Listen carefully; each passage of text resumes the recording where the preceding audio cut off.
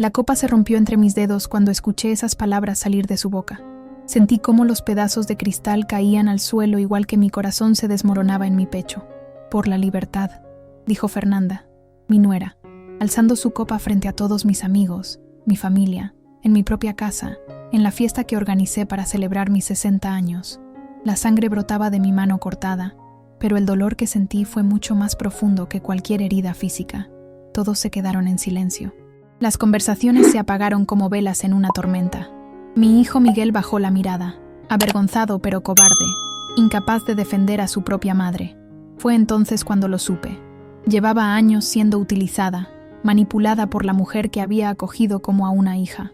«Por la libertad», repitió ella con una sonrisa que escondía veneno. Sus ojos me desafiaban, como si quisiera borrarme de la existencia. Esa mirada la conocía bien. La había visto antes, pero me negué a reconocerla. Durante 5 años había pagado el lujoso departamento donde vivían. Les había comprado un coche. Había financiado sus vacaciones a Cancún, a Los Cabos, incluso ese viaje a Europa que tanto presumía en sus redes sociales. No fue el alcohol lo que me dio valor. Fue algo más primitivo, más auténtico, la dignidad pisoteada que finalmente despertaba. Me limpié la sangre con la servilleta bordada que había pertenecido a mi madre. Me incorporé lentamente y, sin quitar la mirada de sus ojos, pronuncié las palabras que cambiarían todo. «Perfecto, ya no pagaré tu alquiler». El silencio que siguió fue diferente. Ya no era incómodo, sino eléctrico. Mis invitados contuvieron la respiración. La música de mariachi que había contratado para la ocasión se detuvo abruptamente.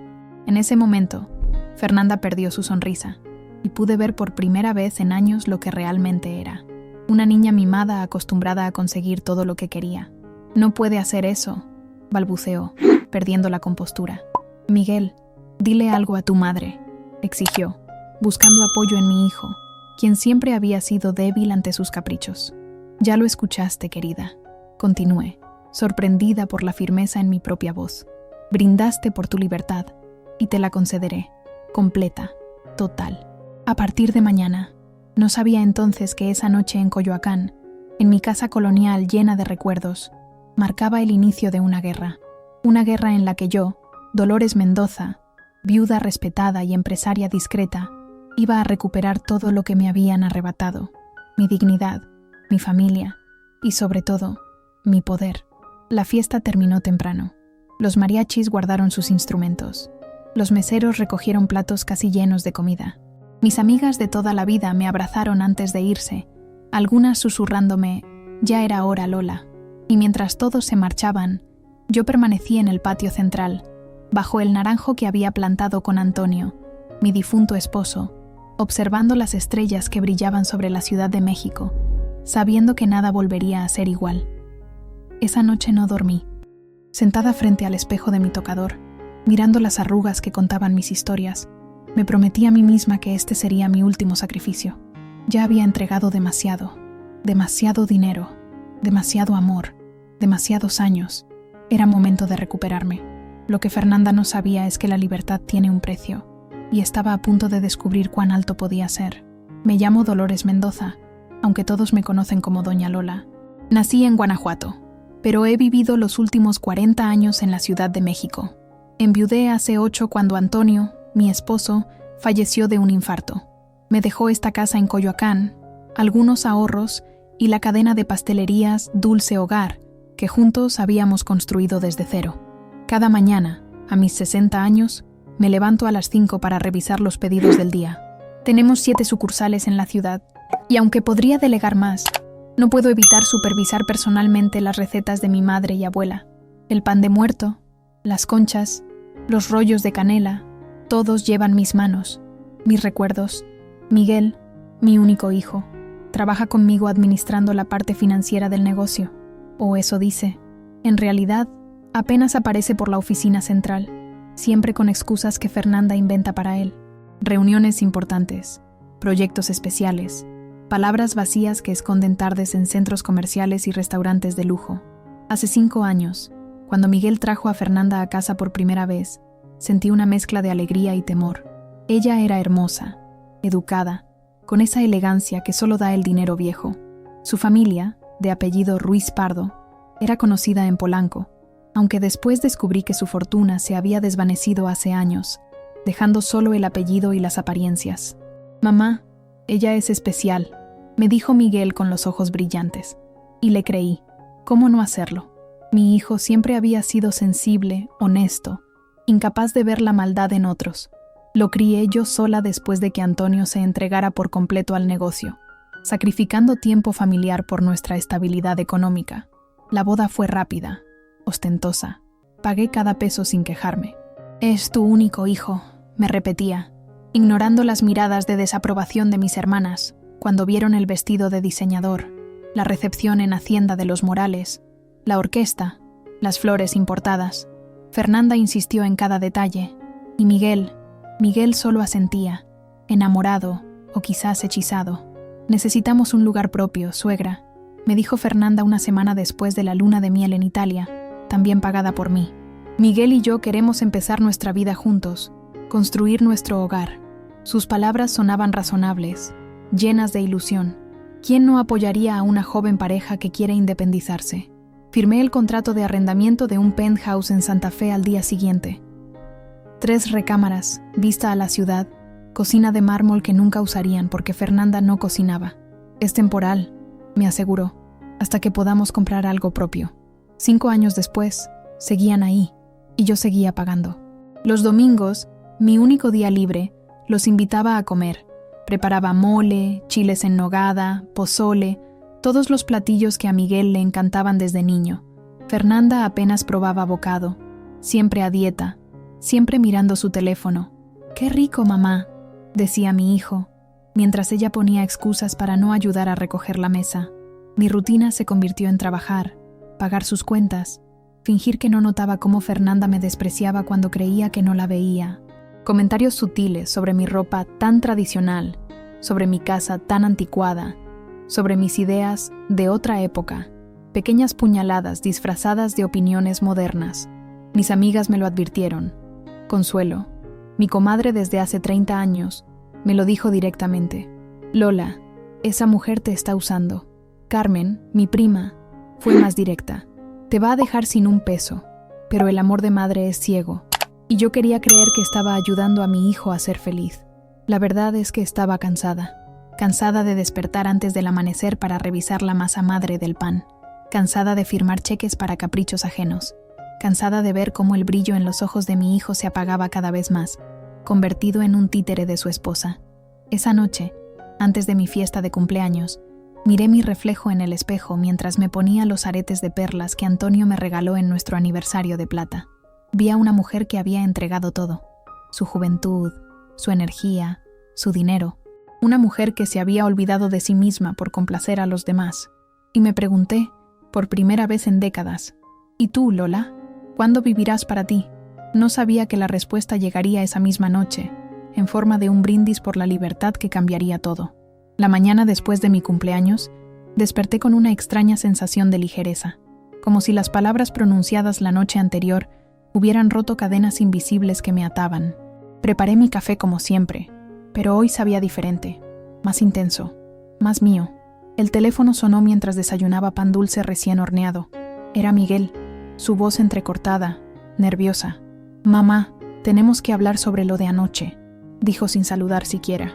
«Fernanda está muy alterada y... bueno, nosotros contábamos con tu ayuda para el departamento. Sabes que mi sueldo en la empresa no alcanza para...». «¿Tu sueldo?», lo interrumpí, sintiendo una punzada de dolor.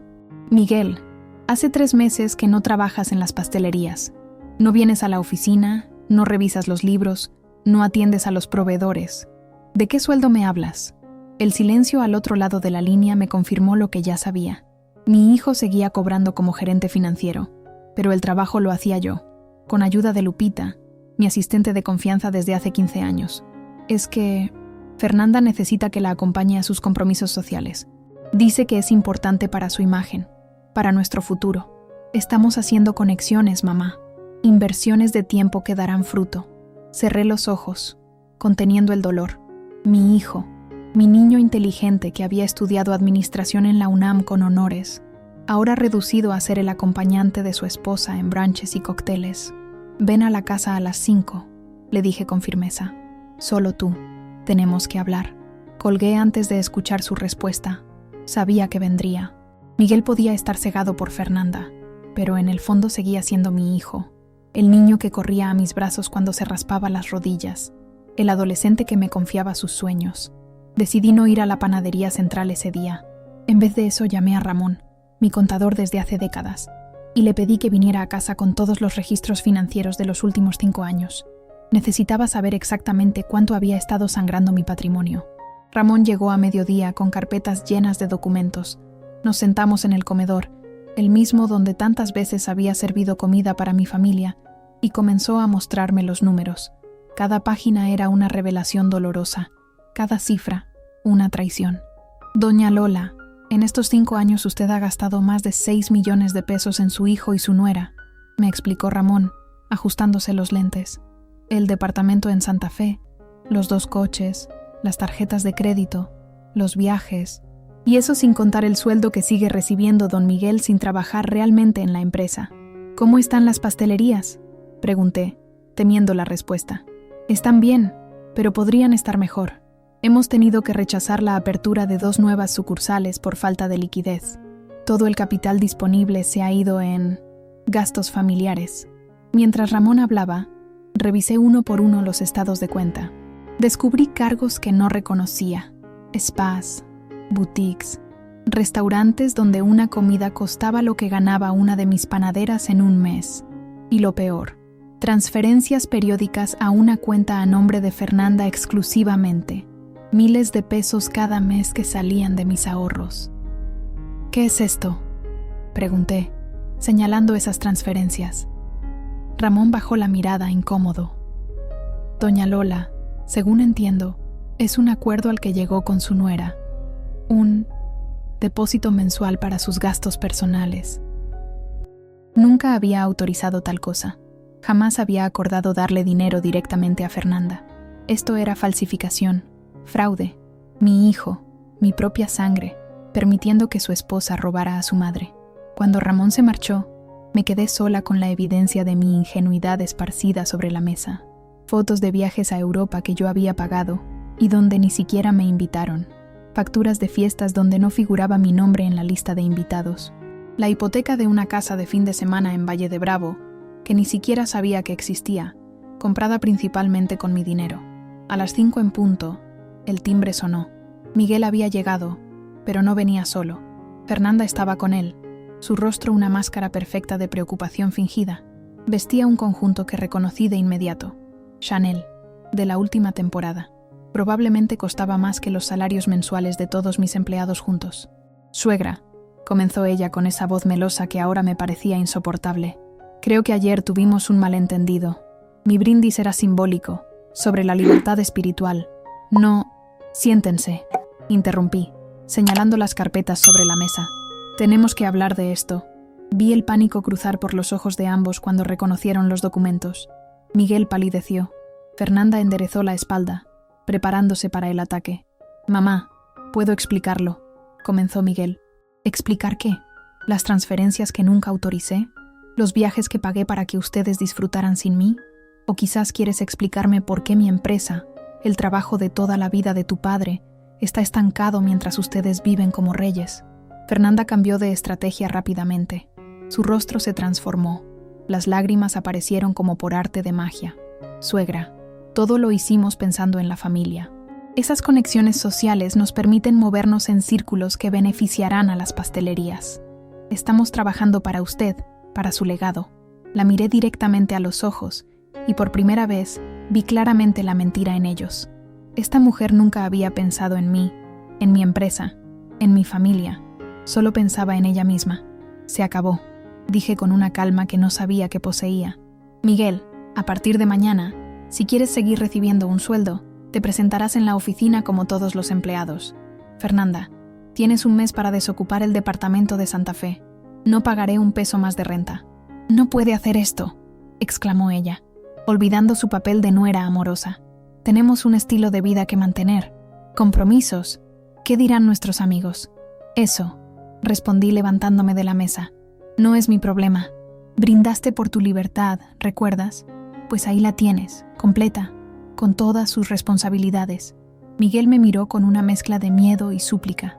Por un momento, vi al niño que crié, perdido dentro del hombre manipulado en que se había convertido. «Mamá, por favor», susurró. «No podemos permitirnos ese departamento sin tu ayuda». «Lo sé», respondí, sintiendo cómo mi corazón se endurecía. «Tendrás que tomar una decisión, hijo. Tu esposa o tu madre, tu falsa vida de lujo o tu verdadera herencia familiar. Tienes un mes para decidir».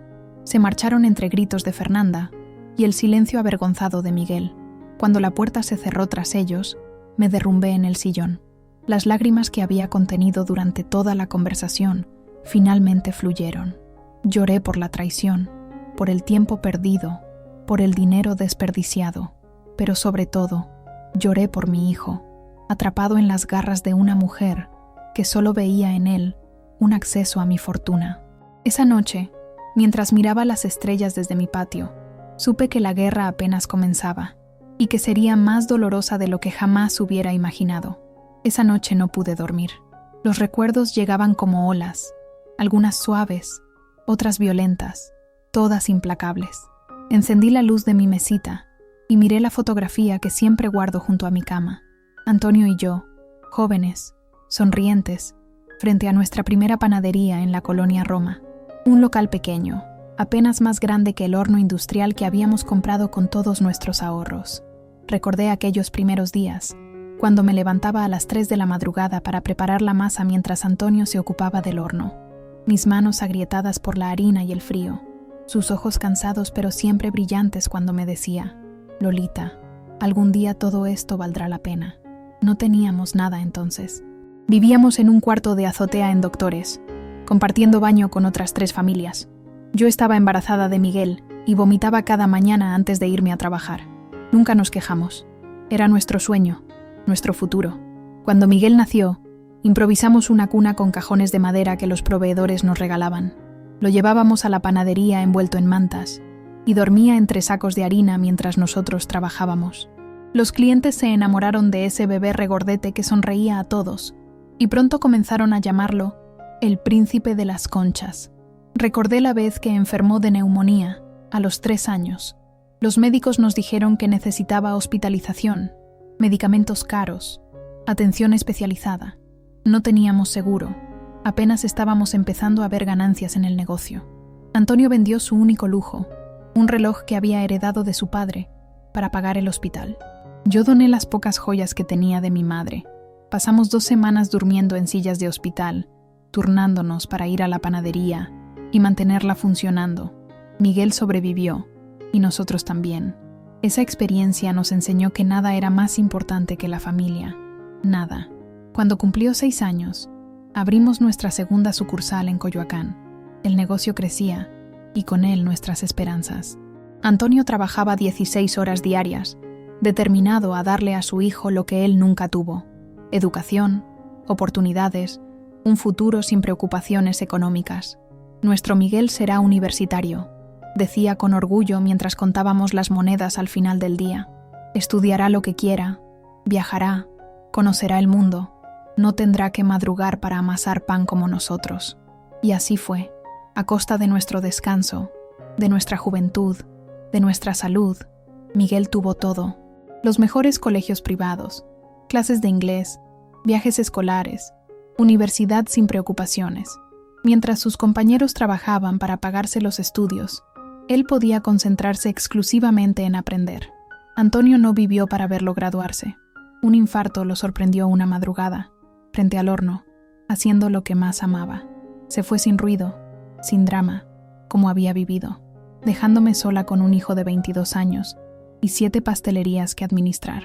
Esos primeros años sin Antonio fueron los más duros.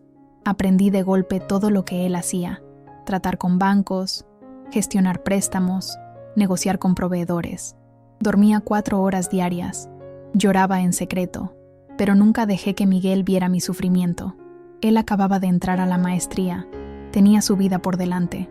No quería que se preocupara, que sintiera la responsabilidad de ayudarme. Quizás ese fue mi error, protegerlo demasiado, no enseñarle el valor del sacrificio, del trabajo duro. Antonio y yo habíamos querido darle todo lo que nosotros no tuvimos, y en el proceso Tal vez le quitamos lo más importante, la capacidad de valorar lo que cuesta ganar cada peso. Hojeé un viejo álbum de fotos que guardaba en mi mesita. Miguel aprendiendo a andar en bicicleta. Antonio corriendo detrás para evitar que se cayera. Miguel soplando las velas de su pastel de 10 años. Un pastel que yo había decorado con figuritas de superhéroes que le gustaban. Miguel graduándose de la preparatoria, sus ojos llenos de sueños. Yo a su lado, exhausta pero orgullosa. ¿En qué momento se perdió ese niño dulce y considerado? ¿Cuándo se convirtió en el hombre que permitía que su esposa insultara a su madre, que robara su dinero, que destruyera su legado familiar? Recordé el día que conoció a Fernanda. Había venido a casa emocionado, hablando de una chica que había conocido en un evento de la universidad. Es increíble, mamá. Inteligente, hermosa, de buena familia. Tiene contactos en todas partes. Dice que ve potencial en mí. Debí haber notado las señales desde entonces. Ve potencial en mí. No dijo que lo amaba por quien era, sino por lo que podía llegar a ser, por lo que representaba. El hijo único de una empresaria viuda, heredero de un negocio próspero. La primera vez que la trajo a casa, preparé los platillos favoritos de Miguel: chiles rellenos, arroz rojo, flan casero. Fernanda apenas probó la comida. «Cuido mi figura», dijo con una sonrisa que no llegaba a sus ojos. Además, la comida mexicana tradicional tiene tantas calorías. Esa noche, mientras recogía la cocina, ella no se ofreció a ayudar. Escuché sin querer su conversación en la sala. «Tu madre es pintoresca», le decía a Miguel. «Tan tradicional. ¿No crees que las pastelerías necesitan modernizarse? Con los contactos de mi familia, podríamos transformar esto en una cadena nacional, algo elegante, no tan popular». En vez de defender el trabajo de toda la vida de sus padres, Miguel respondió: «Tienes razón. Mi madre es de otra época. No entiende de marketing, de imagen corporativa. Quizás con tu ayuda podamos actualizar el negocio». Me quedé paralizada, con los platos en la mano. Mi hijo, hablando de actualizar el negocio que había pagado cada oportunidad en su vida, cada privilegio que disfrutaba. A pesar de todo, los apoyé cuando decidieron casarse apenas 6 meses después. Pagué una boda extravagante que no podíamos permitirnos realmente. «Es el único hijo que tengo», me justificaba ante mis hermanas cuando cuestionaban los gastos excesivos. «Quiero que tenga todo». El departamento en Santa Fe vino después, y con él, las primeras transferencias importantes. «Es una inversión, mamá», me dijo Miguel. «Vivir en esa zona nos da estatus, nos abre puertas. Fernanda tiene amigos con influencia que pueden ayudarnos a expandir el negocio». Pero la expansión nunca llegó. En cambio, llegaron las facturas: ropa de diseñador, membresías en clubes exclusivos, restaurantes caros, viajes, y yo seguía firmando cheques, convenciéndome de que era por el bien de mi hijo, de nuestro futuro común. La realidad era otra. Estaba comprando su cariño, pagando para no sentirme sola, financiando la farsa de que seguíamos siendo una familia. Antonio habría estado tan decepcionado. Él, que valoraba cada peso ganado con esfuerzo, que se negaba a comprarse ropa nueva mientras las máquinas de la panadería necesitaran mantenimiento, que me regalaba flores silvestres recogidas en el camino porque decía que los lujos verdaderos estaban en los pequeños gestos, no en las cosas caras. Cerré el álbum de fotos y miré por la ventana. Amanecía en Ciudad de México, el cielo pasando del negro al morado, luego al naranja. En unas horas, mis panaderos estarían amasando, horneando, creando, trabajando honestamente, como Antonio y yo lo habíamos hecho toda la vida. Había entregado demasiado, había sacrificado demasiado, y lo seguiría haciendo si no ponía un límite ahora. En ese momento, mientras los primeros rayos de sol iluminaban mi habitación, tomé una decisión: recuperaría a mi hijo, no por dinero, no por manipulación como hacía Fernanda, sino recordándole quién era realmente, de dónde venía, los valores con los que lo habíamos criado, y si no podía recuperarlo, al menos salvaría el legado de Antonio, las pastelerías que habían sido nuestro sueño, nuestro sacrificio, nuestro amor convertido en pan de cada día. Con esa resolución, me levanté para comenzar un nuevo día, el primer día del resto de mi vida. Una semana después de mi ultimátum, la tormenta que esperaba finalmente estalló. Era domingo, día de tianguis en Coyoacán. Había salido temprano a comprar flores y frutas frescas, disfrutando del bullicio de mi colonia. saludando a vecinos que conocía desde hace décadas. Por un momento, me sentí ligera, casi feliz. Regresé a casa con los brazos llenos de cempasúchil y nube, pensando en arreglar el altar donde guardo la foto de Antonio. El mes de noviembre se acercaba, y aunque faltaban semanas para Día de Muertos, siempre me gustaba adelantarme en los preparativos.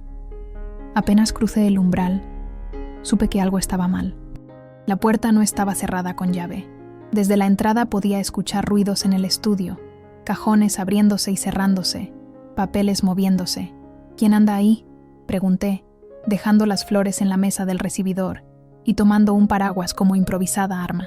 «Soy yo, mamá», respondió Miguel, apareciendo en el pasillo. Su rostro estaba pálido, su camisa mal abotonada, como si se hubiera vestido a toda prisa. Necesitaba revisar unos documentos. «¿Qué documentos? ¿Por qué no me llamaste antes de venir?» Antes de que pudiera responder, Fernanda apareció detrás de él. Llevaba una carpeta en las manos y una expresión de triunfo mal disimulada. «Suegra, qué sorpresa. Pensamos que estaría en misa, como todos los domingos». Era cierto. Normalmente iba a la parroquia de San Juan Bautista los domingos, una tradición que mantenía desde que Antonio vivía. Hoy había decidido saltármela por primera vez en años, atraída por el sol brillante y el aire fresco de la mañana. «¿Qué hacen en mi estudio?» «¿Qué es eso?», pregunté, señalando la carpeta que Fernanda intentaba esconder tras su espalda. Miguel bajó la mirada, incapaz de sostener la mía. Fue Fernanda quien respondió, con esa voz condescendiente que reservaba para mí. «Son documentos de la empresa, suegra. Miguel necesitaba revisarlos para ayudarla. Usted ya no está en edad de manejar todo sola, ¿verdad? Tantos números, tanta responsabilidad. Nosotros queremos aliviar su carga». Di un paso hacia ella, sintiendo cómo la rabia crecía en mi interior. «Dame esa carpeta, ahora». «No es necesario alterarse», respondió, retrocediendo. «Son solo papeles, copias de escrituras, información bancaria, cosas que Miguel, como heredero, tiene derecho a conocer». «¿Heredero?», repetí, incrédula. «Antonio y yo construimos ese negocio juntos. Yo sigo viva, Fernanda, muy viva, y mientras lo esté, esos documentos son míos y la empresa también. Por ahora», murmuró ella tan bajo que casi no la escuché. «¿Qué dijiste?». Miguel intentó intervenir, colocándose entre nosotras. «Mamá, no es lo que piensas. Solo quería ayudarte, organizar algunas cosas. Has estado tan ocupada y...». «No me mientas», lo interrumpí, sintiendo cómo las lágrimas amenazaban con brotar. «Nunca has mostrado interés en ayudarme realmente. En 5 años, nunca te has levantado antes del amanecer para ir a la panadería central. Nunca has querido aprender las recetas de tu padre. Nunca te has preocupado por conocer a los empleados que llevan décadas con nosotros. ¿Y ahora de repente quieres ayudar? ¿Robando documentos cuando crees que no estoy en casa?». Fernanda dejó escapar un suspiro impaciente. «Ya basta de dramatismos, suegra. Esta actitud solo confirma lo que le venimos diciendo a Miguel. Usted está demasiado emocional para manejar un negocio de este tamaño. Necesita descansar, dejarnos tomar el control, por su propio bien». Fue entonces cuando lo entendí todo. El plan nunca había sido simplemente vivir a costa mía. Era mucho peor. Querían quitarme la empresa, declararme incapaz de administrarla, tomar el control completo del legado de Antonio, mi vida entera. «Fuera de mi casa», dije con una calma que no sabía que poseía. «Los dos, ahora mismo». «Mamá, por favor, escúchame», suplicó Miguel, pero yo ya no podía oír más mentiras. «¡Fuera!», grité señalando la puerta. «Y deja esa carpeta donde la encontraste». Fernanda se adelantó, desafiante. «No puede echarnos así. Esta casa también será de Miguel algún día. Todo lo que usted posee será nuestro eventualmente. ¿Por qué no facilitar las cosas?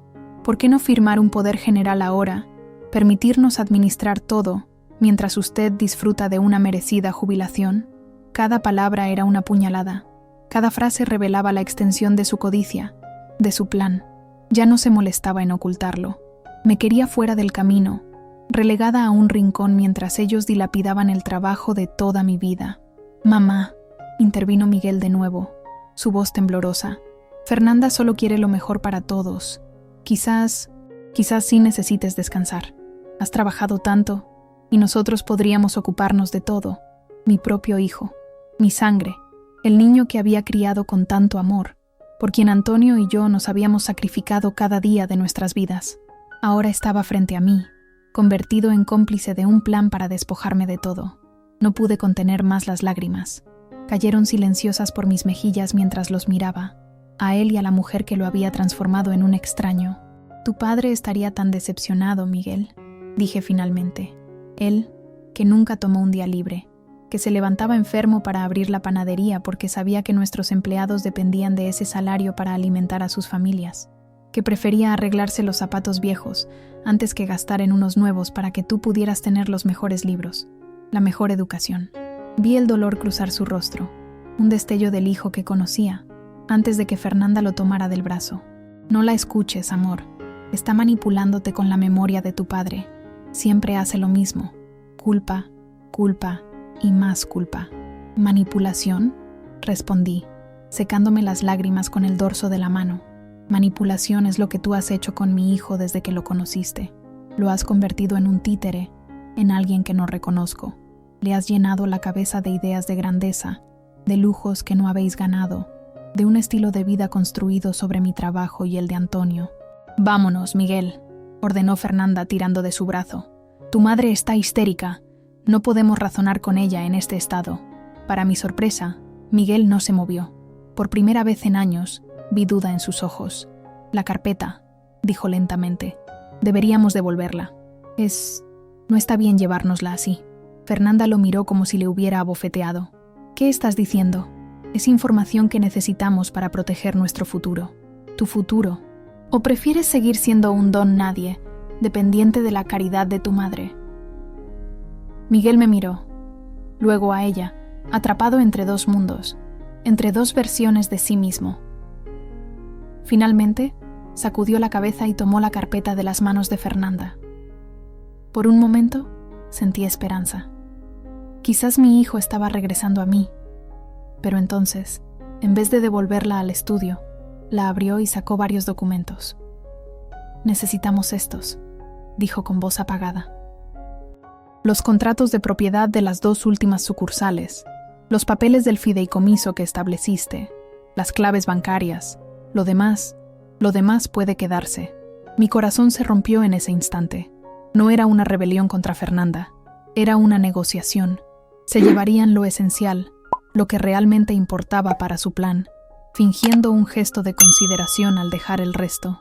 Si cruzas esa puerta con esos documentos, Miguel, dije con voz quebrada, no te molestes en volver. Ya no serás mi hijo. Fernanda sonrió, triunfante. ¿Lo ves? Así de fácil te desheredaría, por un simple desacuerdo. Así de condicional es su amor. Miguel dudó de nuevo, los documentos en sus manos temblorosas. Piénsalo bien, hijo. Continué, extendiendo mi mano hacia él. Todo lo que hice, lo hice por ti, por tu bienestar, tu futuro. Y ahora esta mujer te convence de robarme, de traicionarme. Es esto en lo que te has convertido.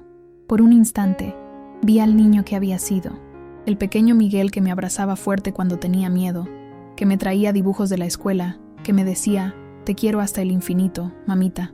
Ese instante pasó. Fernanda lo tomó del brazo con más fuerza. No dejes que te manipule, insistió. Recuerda nuestro plan, nuestro futuro, la casa en Polanco, los viajes, la vida que merecemos. Miguel cerró los ojos, como si no pudiera soportar mirarme. Luego, con un movimiento rápido, metió los documentos en su chaqueta. Lo siento, mamá. Necesitamos esto. Algún día entenderás que es por el bien de todos. Se dirigieron a la puerta, Fernanda prácticamente arrastrándolo, triunfante. Antes de salir, mi hijo se detuvo y me miró por última vez. Te quiero, mamá, murmuró. Siempre te querré. Yo también te quiero, Miguel, respondí, las lágrimas nublando mi visión. Por eso lo que estás haciendo duele tanto. La puerta se cerró tras ellos. Me quedé allí, de pie en el recibidor, rodeada de las flores que había comprado para honrar a Antonio. El silencio de la casa era ensordecedor. La traición, completa. Me dejé caer en el sillón, el mismo donde tantas veces había acunado a Miguel cuando era bebé, el mismo donde Antonio y yo nos sentábamos por las noches, agotados pero satisfechos después de un día de trabajo duro, soñando con el futuro brillante que construíamos para nuestro hijo. Lloré hasta que no me quedaron lágrimas. Lloré por todo lo perdido, por las esperanzas rotas, por el hijo que ya no reconocía.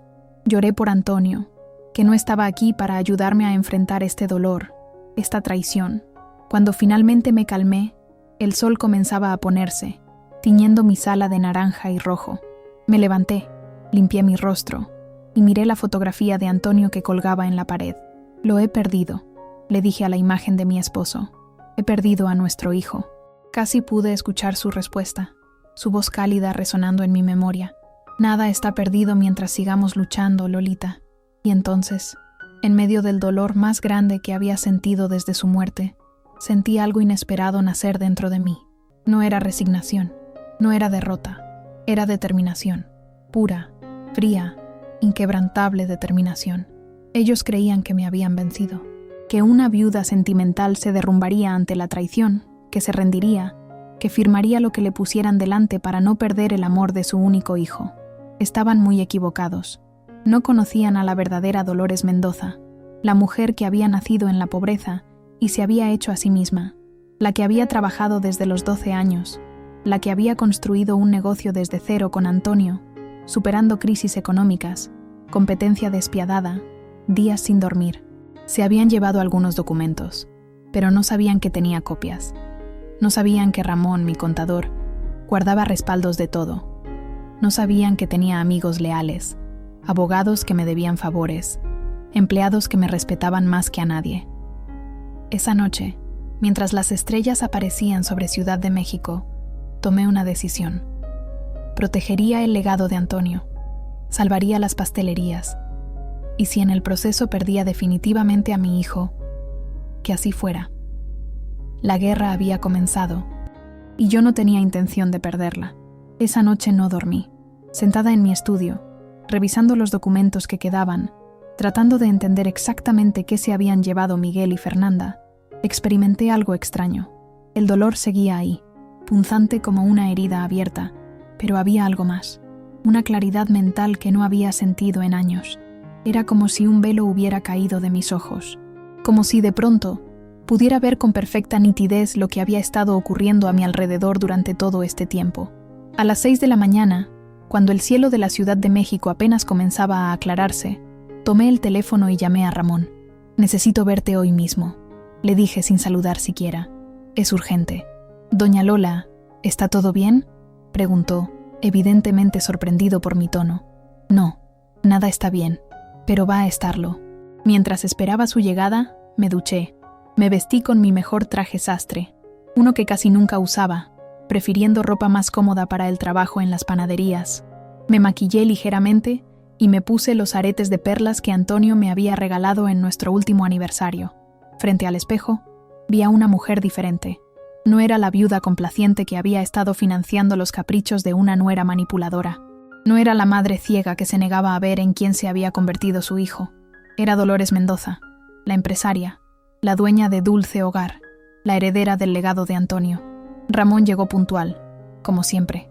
A sus 65 años, seguía siendo meticuloso, confiable, discreto, uno de los pocos hombres que conocían todas las cifras de mi negocio, todos los secretos financieros que habían permitido nuestra expansión a través de los años.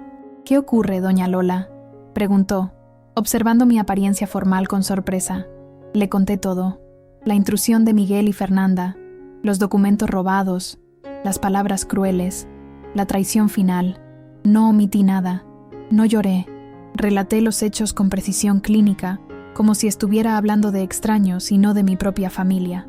«Necesito saber exactamente qué pueden hacer con esos papeles», concluí, «y necesito proteger lo que queda». Ramón se quitó los lentes y los limpió lentamente con un pañuelo, un gesto que realizaba cuando necesitaba tiempo para pensar. «Los contratos de propiedad por sí solos no les sirven de mucho», dijo finalmente. «Sin su firma, no pueden transferir nada. Las claves bancarias son más preocupantes. Deberíamos cambiarlas inmediatamente. En cuanto al fideicomiso, ¿qué pasa con él?», pregunté, sintiendo una punzada de preocupación. «Usted lo estableció de manera que Miguel pudiera acceder a los fondos en caso de su fallecimiento o incapacidad», explicó con cautela. «No estoy sugiriendo nada, doña Lola, pero la cláusula de incapacidad podría ser problemática». Entendí de inmediato lo que implicaba. Fernanda no solo quería quitarme la empresa, quería declararme incapaz. Una anciana incompetente que ya no podía manejar sus asuntos, que necesitaba ser protegida por su amorosa familia. Necesito un abogado, dije. Hoy mismo. Conozco a alguien, respondió Ramón. El licenciado Herrera, especialista en derecho corporativo y familiar. Discreto, implacable. Exactamente lo que necesita ahora. Mientras Ramón hacía la llamada, me acerqué a la ventana. El sol iluminaba ya los tejados de Coyoacán. En algún lugar de la ciudad, mis panaderías estaban abiertas, sirviendo el pan recién horneado a los primeros clientes del día. Pan hecho con las recetas de Antonio, con la pasión que ambos habíamos puesto en cada detalle del negocio. No iba a permitir que todo eso se perdiera. No iba a ser apartada del trabajo de toda mi vida, reducida a una figura decorativa mientras Fernanda y Miguel dilapidaban nuestra herencia. El licenciado Herrera llegó 2 horas después. Era más joven de lo que esperaba, quizás 40 años, pero sus ojos transmitían la experiencia de alguien que había visto de todo en su profesión. No sonrió al saludarme, no ofreció falsas condolencias por mi situación. Simplemente escuchó, tomó notas, asintió. Señora Mendoza, dijo cuando terminé mi relato. Lo que describe es un intento de fraude y posiblemente de abuso a persona mayor. Legalmente estamos en una posición fuerte, pero debemos actuar rápido. ¿Está dispuesta a tomar medidas drásticas, incluso si eso significa enfrentarse directamente a su hijo? No dudé.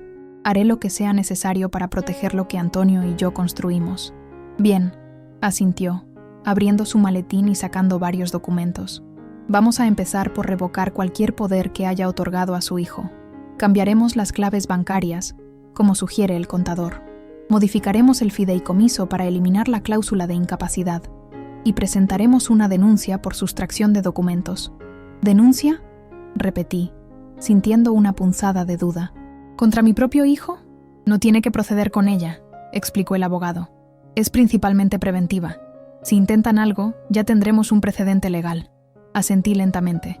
El camino se aclaraba ante mí, duro pero necesario. Durante las siguientes horas, firmé documentos, di instrucciones, tomé decisiones que nunca pensé que tendría que tomar. Ramón llamó a los bancos. El licenciado Herrera redactó nuevos contratos. Yo me mantuve serena, concentrada, sin permitirme pensar en lo que esto significaba realmente. Estaba oficialmente en guerra con mi único hijo. A mediodía, cuando los trámites más urgentes estaban en marcha, el licenciado Herrera se retiró, prometiendo noticias pronto. Ramón se quedó conmigo, revisando los libros contables, asegurándose de que todo estuviera en orden. «Hay algo más que debería saber, doña Lola», dijo finalmente, con evidente incomodidad. «¿Qué es? Las últimas semanas, antes de que usted les cortara el financiamiento, hubo varios movimientos extraños en las cuentas de la empresa. Pequeñas transferencias a una sociedad que no reconozco. No son cantidades que llamarían la atención individualmente, pero sumadas. ¿Cuánto?», pregunté, sintiendo cómo la ira crecía en mi interior. «Casi 2 millones de pesos», respondió, mostrándome los registros, transferidos a una empresa llamada Inversiones Fénix. «No tenemos relación comercial con ellos. No hay facturas, contratos, nada. ¿Puedes investigar quién está detrás de esa empresa?». Ramón asintió. «Ya lo hice. Fue constituida hace 6 meses. Los socios son Fernando Ruiz, el padre de Fernanda, y Miguel Mendoza». La traición era aún más profunda de lo que imaginaba. No solo estaban planeando quitarme el control de la empresa, ya habían comenzado a desviar fondos. Mi propio hijo, robando el dinero que su padre y yo habíamos ganado con tanto esfuerzo. «Necesito un momento a solas», dije, sintiendo que las fuerzas me abandonaban por primera vez en ese día. Cuando Ramón se retiró, me permití, por última vez, sentir el dolor en toda su magnitud.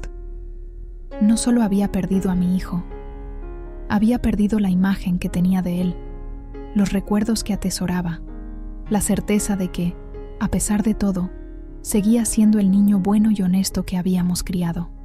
Lloré, pero no por mucho tiempo. Las lágrimas se secaron rápidamente, reemplazadas por una determinación fría y calculadora. Si Miguel y Fernanda querían guerra, la tendrían. Si querían jugar sucio, descubrirían que yo también podía hacerlo. Tomé mi teléfono y llamé a Lupita, mi asistente en la panadería central. «Necesito que convoques una reunión con todos los gerentes de sucursal», le dije. Esta tarde, a las 5. Es urgente. Claro que sí, doña Lola, respondió, sorprendida por mi tono. ¿Algún problema? Varios, pero vamos a solucionarlos. A las 5 de la tarde, estaba frente a los 7 gerentes de mis pastelerías, hombres y mujeres que llevaban años conmigo, algunos desde los tiempos de Antonio, personas en quienes confiaba, que conocían el negocio tan bien como yo misma. A partir de hoy, les anuncié, Miguel ya no forma parte de la dirección de Dulce Hogar. Si se presenta en cualquiera de nuestras sucursales, si intenta dar órdenes o acceder a información confidencial, deben negarse y llamarme inmediatamente. Vi la sorpresa en sus rostros. Miguel siempre había sido el príncipe heredero, el futuro de la empresa. Nadie esperaba esto. ¿Puedo preguntar qué ha pasado, doña Lola?, se atrevió Martín, el gerente más antiguo, que había trabajado con Antonio desde el principio. Preferiría no entrar en detalles personales, respondí. Solo puedo decirles que ha habido una grave traición de confianza y que estoy tomando medidas para proteger el negocio, para proteger sus empleos, sus familias, todo lo que hemos construido juntos. Asintieron, sin hacer más preguntas. Confiaban en mí.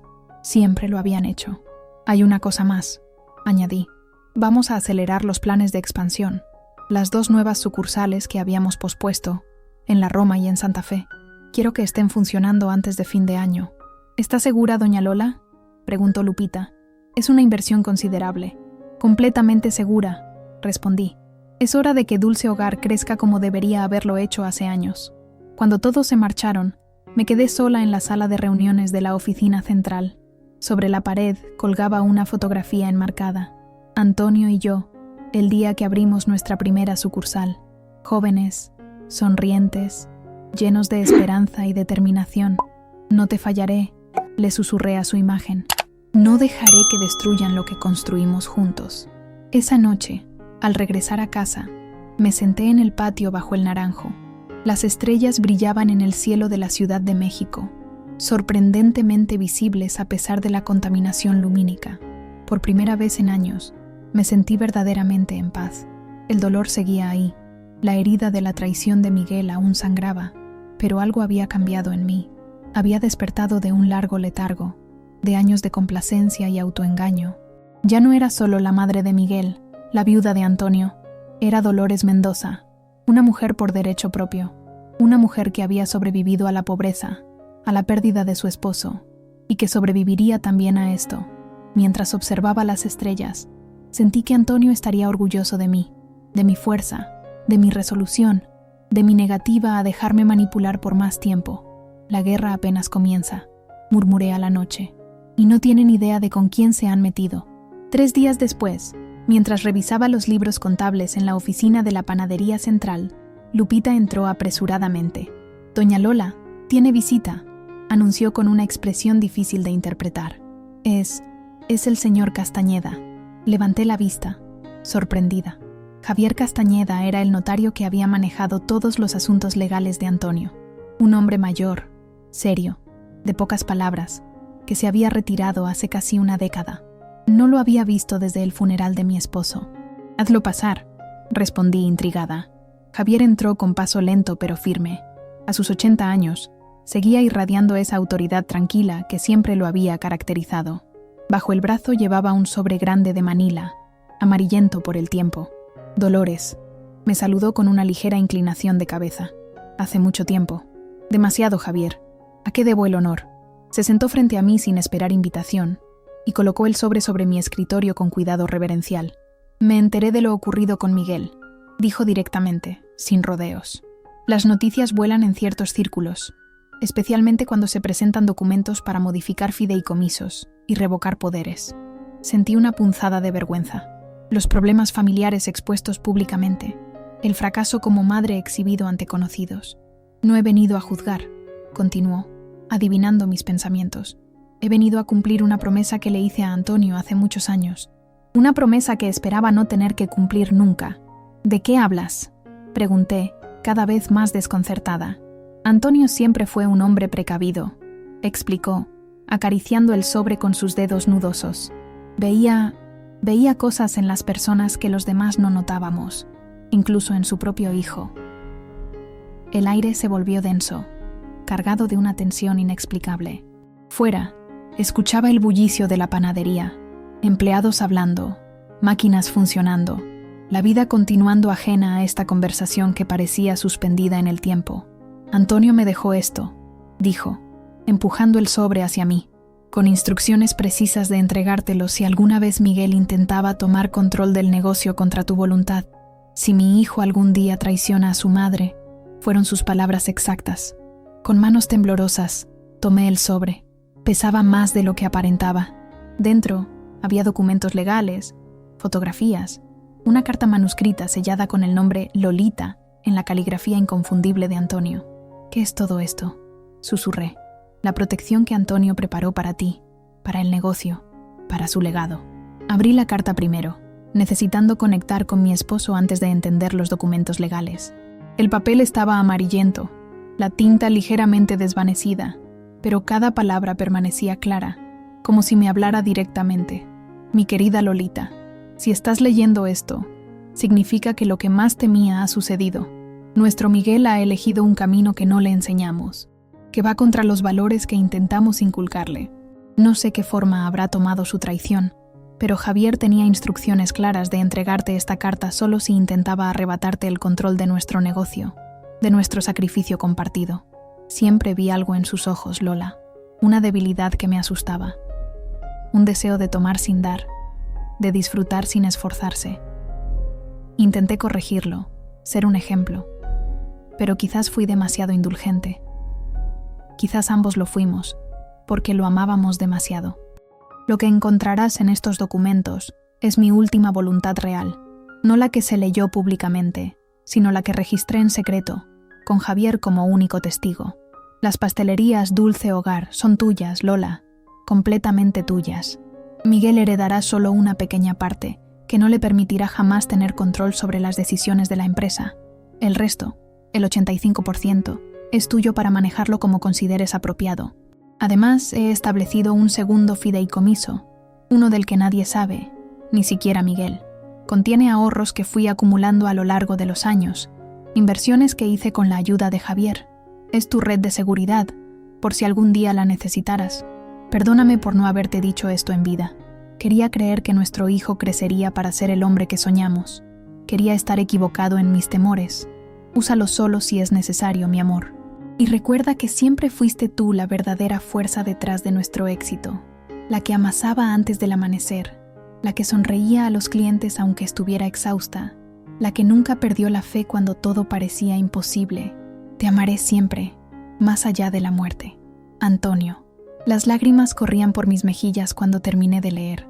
No eran lágrimas de tristeza, sino de un agradecimiento profundo, de una conexión que trascendía el tiempo y la muerte. Antonio, mi Antonio, seguía protegiéndome, aún después de 8 años de su partida. Necesitarás revisar los documentos con calma, dijo Javier suavemente. Hay detalles legales complejos, pero el resultado es simple. Miguel no tiene ningún derecho legal sobre las pastelerías mientras tú vivas. Y el fideicomiso secreto contiene aproximadamente 15 millones de pesos en inversiones diversificadas. Dinero que Antonio fue guardando durante años, sin que nadie lo supiera. Me quedé sin palabras. No por la cantidad, que era considerable, sino por la previsión de Antonio, por su capacidad de ver lo que yo me había negado a reconocer en nuestro hijo. Hay algo más, continuó Javier, sacando un pequeño cuaderno del bolsillo interior de su chaqueta. Antonio mantuvo un registro detallado de ciertos comportamientos preocupantes de Miguel, desde su adolescencia, pequeños robos del dinero de la caja, mentiras sobre gastos escolares, manipulaciones para conseguir lo que quería. Antonio lo documentó todo, fechas, cantidades, circunstancias. Nunca te lo mostró porque no quería herirte, pero lo guardó como evidencia, por si algún día fuera necesario. Tomé el cuaderno con manos temblorosas. Cada página era un puñal en mi corazón. Incidentes que yo había ignorado o justificado, vistos ahora a través de los ojos claros de Antonio. Un patrón de comportamiento que se remontaba años atrás, mucho antes de que Fernanda apareciera en nuestras vidas. ¿Por qué no me lo dijo?, susurré. ¿Por qué cargar con esto solo? Te amaba demasiado, respondió Javier simplemente. No quería que sufrieras como él sufría. viendo a su único hijo convertirse en alguien a quien no reconocía. Prefirió cargar ese peso solo, esperando equivocarse, esperando que Miguel cambiara. Nos quedamos en silencio varios minutos, el peso de las revelaciones asentándose lentamente en mi conciencia. Fuera, la vida continuaba, el aroma del pan recién horneado, las voces de los empleados, el sonido de la Ciudad de México en plena actividad. ¿Qué hago ahora, Javier?, pregunté finalmente. El anciano notario me miró con una mezcla de compasión y respeto. Eso, Dolores, solo tú puedes decidirlo. Estos documentos te dan poder legal, seguridad financiera, pruebas de la verdadera naturaleza de tu hijo, pero cómo usarlos, o si decides usarlos en absoluto, es tu elección. Asentí lentamente. Javier se levantó, preparándose para marcharse. Una última cosa, dijo, deteniéndose en la puerta. Antonio siempre creyó en la redención. Incluso mientras preparaba estas protecciones contra su propio hijo, nunca perdió la esperanza de que Miguel pudiera cambiar algún día. Esa esperanza también es parte de su legado. Cuando se fue, me quedé sola con los documentos, la carta, el cuaderno, con el regalo final de Antonio, la verdad, por dolorosa que fuera, y los medios para protegerme. Pasé el resto del día revisando todo meticulosamente. Los documentos legales confirmaban lo que Javier había dicho. La propiedad real de las pastelerías era mía, casi en su totalidad. El testamento público había sido una fachada, acordada con el notario, mientras el verdadero permanecía sellado bajo estrictas condiciones. El fideicomiso secreto estaba invertido en bienes raíces, acciones estables, bonos gubernamentales. Antonio, siempre conservador en lo financiero, había creado un refugio seguro para mí, anticipándose a una tormenta que esperaba nunca llegara. Y el cuaderno, el cuaderno era la pieza más dolorosa, la cronología de una decepción, escrita con la letra precisa de mi esposo. Fechas, montos, mentiras descubiertas, confrontaciones negadas. El retrato de un niño privilegiado que había crecido creyendo que merecía todo sin esfuerzo, que veía el trabajo de sus padres como un derecho adquirido, no como un ejemplo a seguir. Esa noche, regresé a casa con los documentos guardados en mi caja fuerte personal. Me senté en el patio, bajo el naranjo, y por primera vez en semanas, sentí una extraña paz. No estaba sola en esta batalla. Antonio estaba conmigo, su previsión guiándome, su amor protegiéndome más allá de la muerte. El teléfono sonó pasada la medianoche. Era un número desconocido. Contesté con cautela. «Diga, doña Lola». La voz era familiar, aunque no lograba ubicarla de inmediato. «Soy Teresa, la empleada doméstica de su hijo». Teresa había trabajado para Miguel y Fernanda desde que se casaron. Una mujer silenciosa, eficiente, invisible como suelen ser quienes limpian nuestras casas, preparan nuestras comidas, escuchan nuestras conversaciones mientras fingen no estar ahí. «Teresa, ¿qué sucede? ¿Por qué llamas a esta hora?» «Perdone la hora, doña. Es que tengo información que creo que debe conocer. Sobre su nuera, sobre sus planes». Me incorporé, completamente alerta ahora. «¿Qué planes?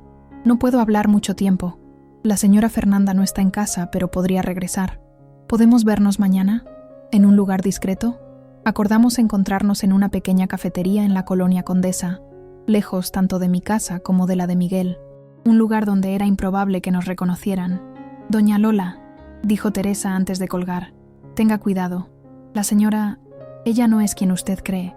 Ninguno de ellos lo es». Esa noche apenas dormí, mi mente girando entre las revelaciones del día y la misteriosa llamada de Teresa. ¿Qué más podría descubrir? ¿Qué tan profunda era la traición? A las 9 de la mañana siguiente, estaba sentada en la cafetería acordada, un lugar acogedor con mesas de madera y grandes ventanales que dejaban entrar la luz del sol. Teresa llegó puntual, vestida con sencillez, su rostro mostrando signos de preocupación y noches sin dormir. «Gracias por venir, doña», dijo sentándose frente a mí. He dudado mucho antes de llamarla, pero no podía seguir quedándome callada. «¿Qué ocurre, Teresa? ¿Qué sabes?» Miró a su alrededor nerviosamente antes de inclinarse hacia mí y bajar la voz. «La señora Fernanda y su padre llevan meses planeando quitarle las pastelerías. Lo he escuchado todo. Las llamadas, las reuniones en la casa cuando creen que no estoy cerca. Quieren declarar que usted está perdiendo facultades mentales. Tienen un médico, un amigo del señor Ruiz, que firmará lo que sea necesario». Sentí un escalofrío recorrer mi espalda, exactamente como había sospechado el licenciado Herrera. ¿Y Miguel? ¿Mi hijo está de acuerdo con esto? Teresa bajó la mirada, incómoda. El señor Miguel, él no quería al principio. Discutía con la señora. Decía que era demasiado. Pero ella sabe cómo manipularlo. Lo amenaza con dejarlo, con llevarse al bebé. ¿Bebé?, repetí, sintiendo como si me hubieran dado un puñetazo en el estómago. ¿Qué bebé? Los ojos de Teresa se abrieron con sorpresa. ¿No lo sabe? La señora Fernanda está embarazada, de 3 meses. Pensé que se lo habrían dicho. No me lo habían dicho. Mi nuera estaba esperando un hijo, mi nieto o nieta, y nadie se había molestado en informarme. Un nuevo nivel de crueldad que no esperaba. Continúa, logré decir, luchando por mantener la compostura. Usan al bebé como excusa. Dicen que necesitan asegurar su futuro, que no pueden depender de su generosidad voluble, que tienen que tomar el control antes de que usted lo desperdicie todo. La indignación me quemaba por dentro. ¿Desperdiciar? ¿El trabajo de toda una vida? ¿El legado de Antonio? Hay más, continuó Teresa, sacando discretamente un teléfono celular de su bolso. He grabado algunas conversaciones. Sé que no debería, pero mi padre trabajó para don Antonio durante 20 años. Él siempre habló de ustedes con respeto, con cariño. No podía quedarme de brazos cruzados viendo cómo destruían lo que ustedes construyeron. Me pasó el teléfono con manos temblorosas. El último archivo de audio, grabado hace 3 días. Presioné play y escuché. La voz de Fernanda era inconfundible, fría y calculadora. Hablaba con alguien, presumiblemente su padre, detallando el plan para tomar control de las pastelerías. Mencionaba documentos, médicos, abogados. Hablaba de mí como un obstáculo a eliminar.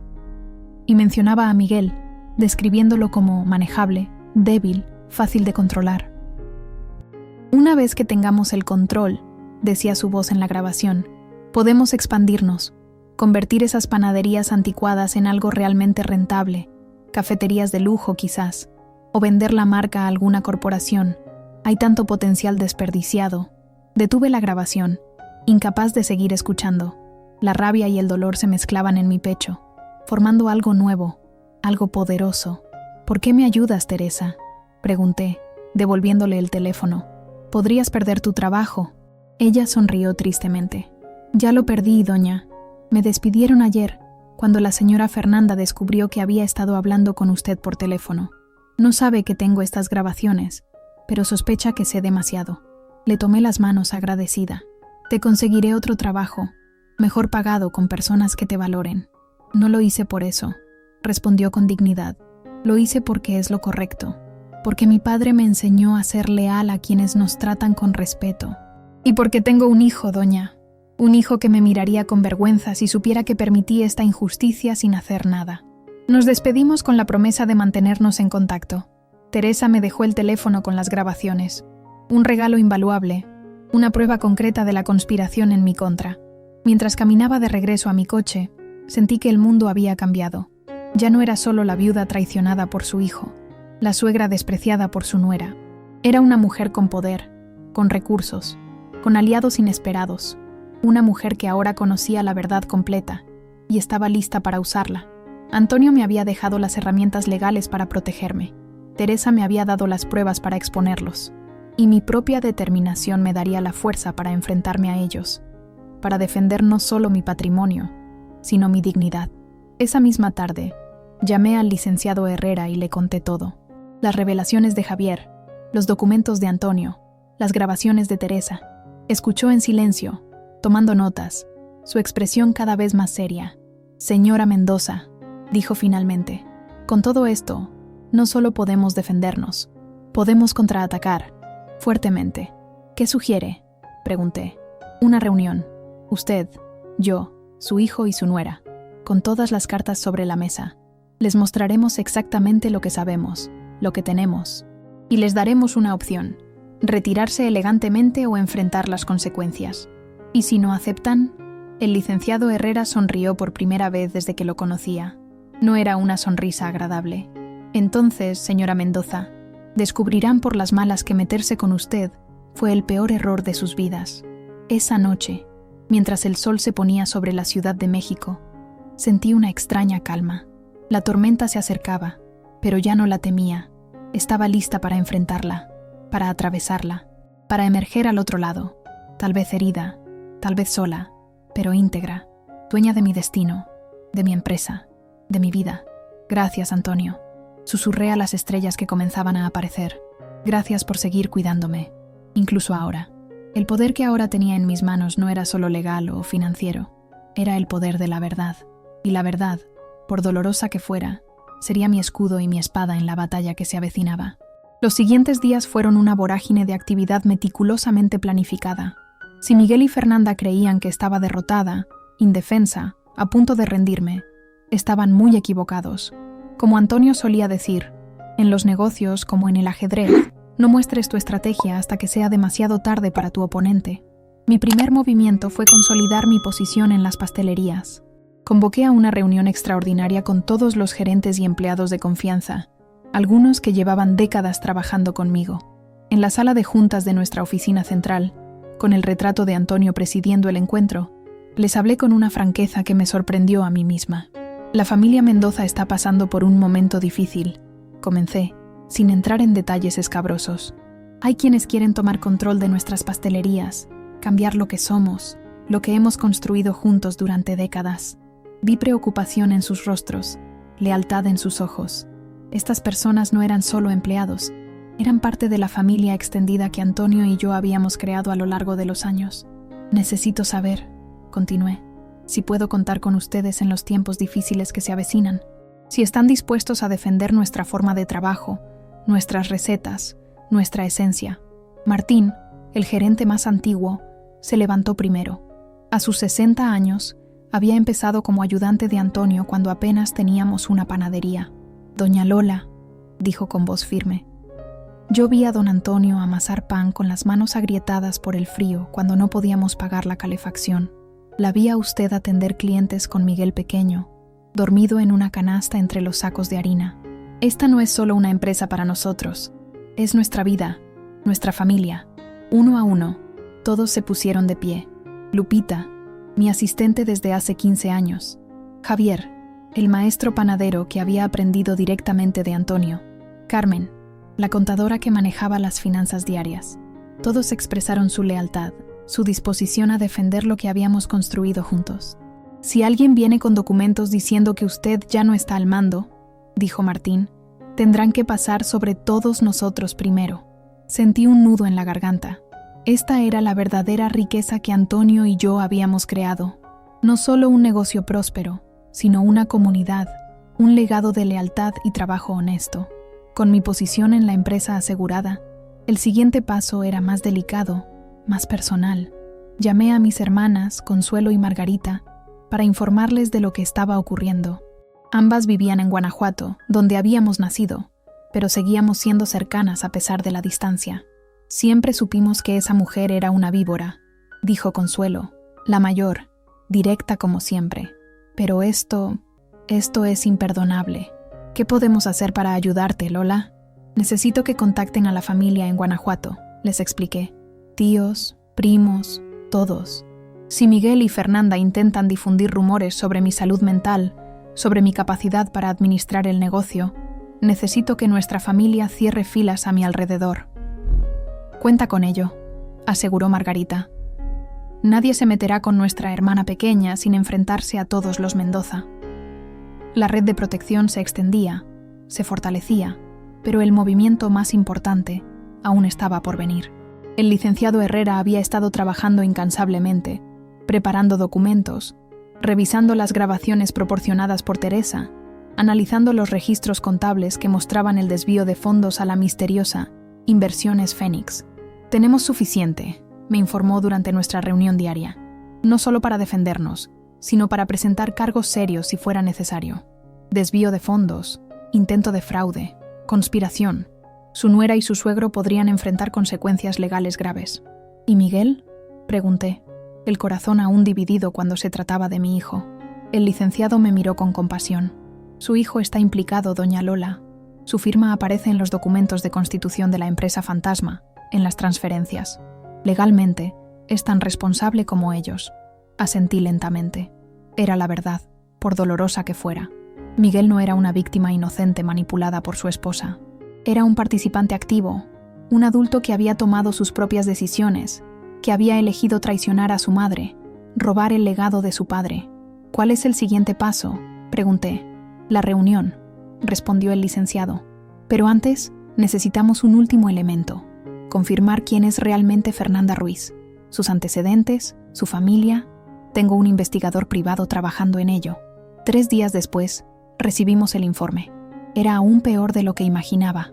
La familia Ruiz Pardo, ese apellido supuestamente aristocrático del que Fernanda tanto se jactaba, era una farsa. Su padre, Fernando Ruiz, había sido acusado de fraude en 3 ocasiones, aunque siempre había logrado eludir condenas firmes.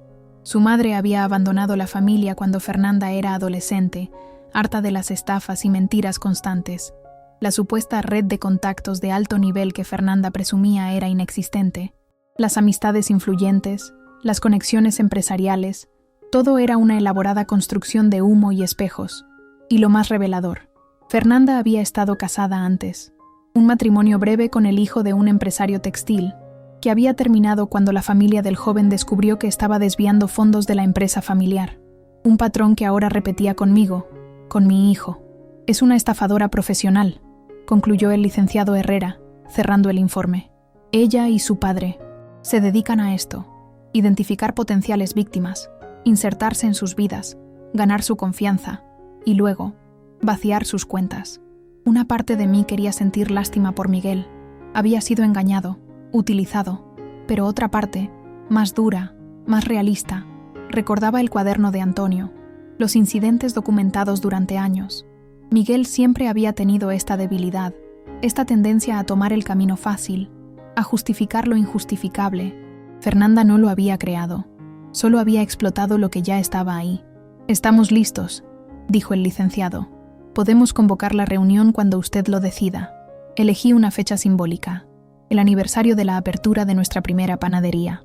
El día en que Antonio y yo habíamos comenzado a construir el sueño que ahora otros querían arrebatarme. Era apropiado que ese mismo día marcara el inicio de mi contraofensiva.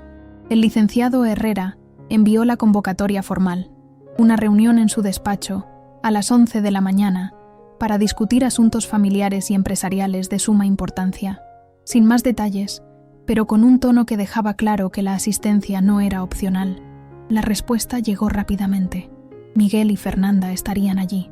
Probablemente pensaban que era yo quien me rendiría, quien aceptaría sus condiciones, quien firmaría los documentos que me apartarían de mi propia empresa. Qué equivocados estaban. La noche anterior a la reunión no pude dormir. Me levanté al amanecer y me dirigí a la panadería central, necesitando conectar con la esencia de lo que defendía. El aroma del pan recién horneado, el sonido de las máquinas amasadoras, el vapor que escapaba de los hornos. Esta era mi vida, mi creación junto a Antonio, mi legado. Entré en la cocina principal, donde los maestros panaderos ya trabajaban a pleno rendimiento. Me quité la chaqueta, me puse un delantal y comencé a amasar pan, mis manos recordando los movimientos que habían sido parte de mi vida durante 40 años. «Doña Lola», se sorprendió Javier, el maestro panadero. «No la esperábamos hoy». «Necesitaba esto», respondí simplemente. Necesitaba recordar por qué luchamos, por qué nos levantamos cada día antes del amanecer, por qué ponemos tanto amor en cada pieza de pan. Trabajé durante 2 horas, amasando, moldeando, horneando. Cuando terminé, mis músculos dolían, pero mi mente estaba clara, mi resolución firme. Estaba lista. Regresé a casa, me duché y elegí cuidadosamente mi ropa para la reunión. No el traje sastre formal que había estado usando en las reuniones con el licenciado, sino algo completamente diferente. El vestido azul que Antonio me había regalado para nuestro último aniversario. Sencillo, elegante, con los aretes de perlas que habían sido su primer regalo cuando éramos jóvenes. Me miré al espejo y vi a la mujer que siempre había sido, debajo de la madre dolida, de la empresaria amenazada, Dolores Mendoza, fuerte, resiliente, digna. La mujer que Antonio había amado hasta su último aliento. A las 10:30, el licenciado Herrera pasó a recogerme. Durante el trayecto al despacho, repasamos una vez más la estrategia. «Deje que yo lleve la conversación inicial», me aconsejó. Cuando llegue el momento, le daré la señal. Entonces usted podrá decir lo que necesite decir. El despacho del licenciado estaba en un edificio antiguo en la colonia Roma, restaurado con gusto pero sin ostentación. Su sala de juntas era sobria, dominada por una mesa de madera oscura y sillas de cuero. En las paredes, diplomas y certificaciones que atestiguaban décadas de experiencia legal. Cuando llegamos, Teresa ya estaba allí, nerviosa pero determinada. El licenciado la había convocado como testigo clave, para presentar sus grabaciones en persona si era necesario. «Gracias por venir», le dije, tomando sus manos. «Sé lo difícil que debe ser esto para ti». «Es lo correcto, doña Lola», respondió simplemente. También estaba presente Ramón, mi contador, con todos los registros financieros que demostraban el desvío de fondos. Y para mi sorpresa, Javier Castañeda, el anciano notario, había insistido en estar presente. «Antonio querría que estuviera aquí», me había dicho por teléfono esa mañana. A las 11 en punto, la recepcionista anunció la llegada de Miguel y Fernanda. Entendí entonces por qué el licenciado Herrera había organizado la reunión en su despacho y no en mi casa o en la oficina de las pastelerías. Aquí, en terreno neutral pero formal, no podrían escapar fácilmente. No podrían montar una escena sin consecuencias. Entraron juntos, pero era evidente la tensión entre ellos. Miguel parecía nervioso, desaliñado, con ojeras profundas. Fernanda, en cambio, venía impecablemente vestida, maquillada, su expresión una máscara de serenidad forzada que se quebró momentáneamente al ver a Teresa sentada junto a mí. «¿Qué hace ella aquí?», exigió saber, su voz traicionando su compostura. «La señora Teresa ha sido convocada como testigo», respondió el licenciado Herrera con calma profesional. «Por favor, tomen asiento. Tenemos mucho que discutir». Miguel me miró brevemente, incapaz de sostener mi mirada, antes de sentarse junto a su esposa. Noté que instintivamente colocó una mano sobre el vientre de Fernanda, donde crecía mi nieto o nieta, ese pequeño ser que ni siquiera sabía que existía hasta hace unos días. «¿De qué se trata todo esto, mamá?», preguntó Miguel, su voz intentando sonar firme pero quebrándose al final. Miré al licenciado Herrera, quien asintió levemente. Era hora de comenzar. «De la verdad, hijo», respondí simplemente. «De toda la verdad que ha permanecido oculta demasiado tiempo». El aire en la sala se volvió denso, cargado de tensión. La batalla decisiva estaba a punto de comenzar. El licenciado Herrera abrió la carpeta frente a él con movimientos deliberadamente lentos. El silencio en la sala era tan pesado que podía escuchar mi propio corazón latiendo en mis oídos. Miguel se removía incómodo en su silla, mientras Fernanda mantenía su postura rígida, la barbilla elevada en un gesto de desafío que ahora veía como lo que realmente era, puro teatro. «Señor y señora Mendoza», comenzó el licenciado, dirigiéndose a Miguel y Fernanda, «han sido convocados hoy para discutir varias irregularidades graves que hemos descubierto en relación con las pastelerías Dulce Hogar y el patrimonio personal de doña Dolores». «Si esto es por los documentos que tomamos del estudio», interrumpió Miguel, las palabras saliendo atropelladamente, «puedo explicarlo. Solo queríamos entender mejor la situación financiera de la empresa para ayudar a mamá. Con el bebé en camino, pensamos que...». «Miguel», lo cortó Fernanda con voz filosa, «no hay nada que explicar. Como hijo único, tienes derecho a conocer el estado de tu herencia». El licenciado Herrera sonrió levemente, sin humor. «Es interesante que mencione la herencia, señora, porque ese es precisamente uno de los temas que debemos aclarar hoy». Con un gesto solemne, sacó de la carpeta una copia del testamento real de Antonio, el que Javier Castañeda me había entregado. «Este es el verdadero testamento de don Antonio Mendoza», explicó, colocándolo sobre la mesa. «Un documento que establece, sin lugar a dudas, que el 85% de las pastelerías Dulce Hogar pertenece exclusivamente a doña Dolores, mientras que el señor Miguel Mendoza hereda solo un 15%, sin derecho a participar en decisiones administrativas mientras su madre viva». El color abandonó el rostro de Miguel. Fernanda, por su parte, entrecerró los ojos, evaluando rápidamente esta nueva información. «Eso es imposible», declaró finalmente. El testamento que se leyó después de la muerte de don Antonio establecía una distribución diferente. Esto debe ser una falsificación. Javier Castañeda, el anciano notario, se aclaró la garganta. Todos giramos para mirarlo. Yo mismo redacté ambos documentos, dijo con voz débil pero clara, por instrucciones explícitas de Antonio. El testamento público fue una fachada, diseñada para proteger a doña Lola en caso de que ocurriera exactamente lo que está ocurriendo ahora. Vi cómo Fernanda apretaba los puños sobre la mesa, sus nudillos blancos.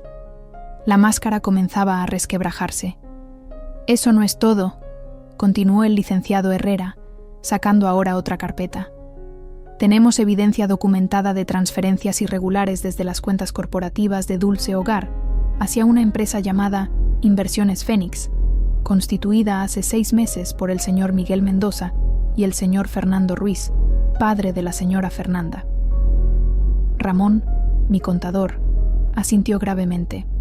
Aproximadamente 2 millones de pesos han sido desviados en los últimos meses, confirmó, sin autorización, sin justificación contable válida. Eso fue un préstamo, balbuceó Miguel, gotas de sudor apareciendo en su frente. Íbamos a devolverlo. Era para expandir el negocio. ¿Qué negocio exactamente?, preguntó el licenciado. Porque Inversiones Fénix no tiene operaciones reales, no tiene oficinas, empleados, ni actividad comercial verificable. Es lo que llamaríamos, en términos legales, una empresa fantasma. Fernanda se enderezó, cambiando de estrategia. Este es un asunto familiar que deberíamos discutir en privado, declaró, mirándome directamente. No entiendo por qué involucrar abogados, contadores, incluso a nuestra exempleada doméstica. Teresa, que hasta ahora había permanecido en silencio, colocó suavemente su teléfono celular sobre la mesa.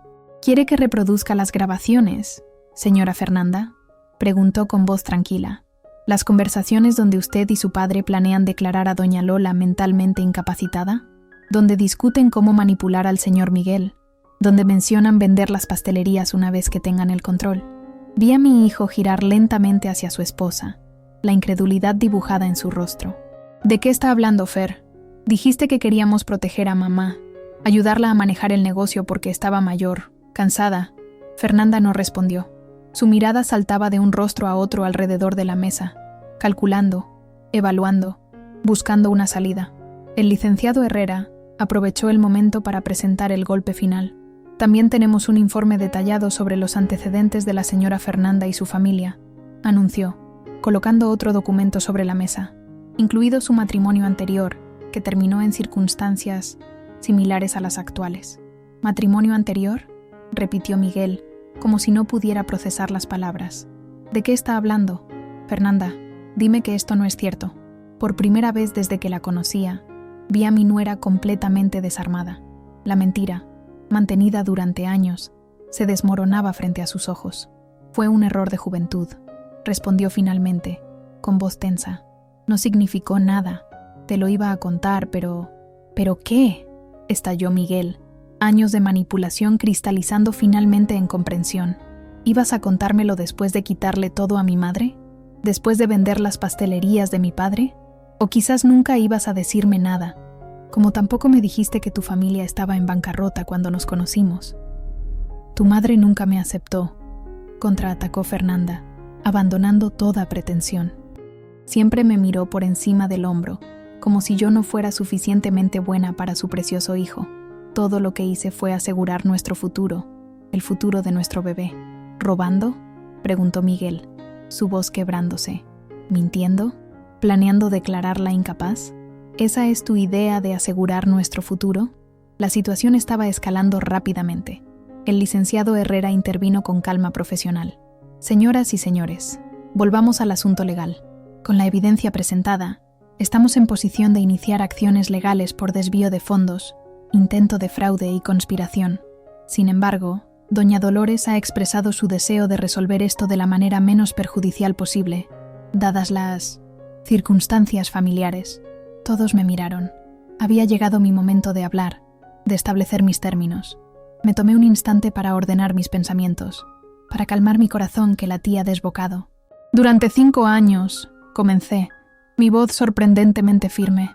He financiado un estilo de vida que ustedes no podían permitirse. He pagado un departamento lujoso, coches, viajes, ropa de diseñador. He soportado desprecios, comentarios condescendientes, manipulaciones. He visto cómo mi hijo se alejaba cada vez más de los valores con los que fue criado. Todo porque pensaba que era lo mejor para él, para su felicidad. Miré directamente a Fernanda. Nunca fue sobre aceptarte o no. Fue sobre ver cómo cambiabas a mi hijo, cómo lo convertías en alguien que no reconocía, alguien capaz de robar a su propia madre, de conspirar para declararme incapaz, de traicionar todo lo que su padre construyó con esfuerzo y honestidad. Luego giré hacia Miguel, sintiendo cómo las lágrimas amenazaban con brotar, pero conteniéndolas con firmeza. Y tú, hijo, tú permitiste que esto ocurriera. No fuiste una víctima inocente. Elegiste el camino fácil, el dinero rápido, la vida de lujo sin esfuerzo. Tu padre siempre temió que esto pudiera pasar. Vio en ti algo que yo me negaba a reconocer. El silencio que siguió fue absoluto. Miguel tenía la mirada fija en la mesa, incapaz de enfrentarme. Fernanda parecía una estatua, su rostro una máscara impenetrable. Estos son mis términos, continué finalmente. Primero, devolverán hasta el último peso desviado a Inversiones Fénix. Segundo, Miguel renunciará formalmente a cualquier puesto en las pastelerías Dulce Hogar.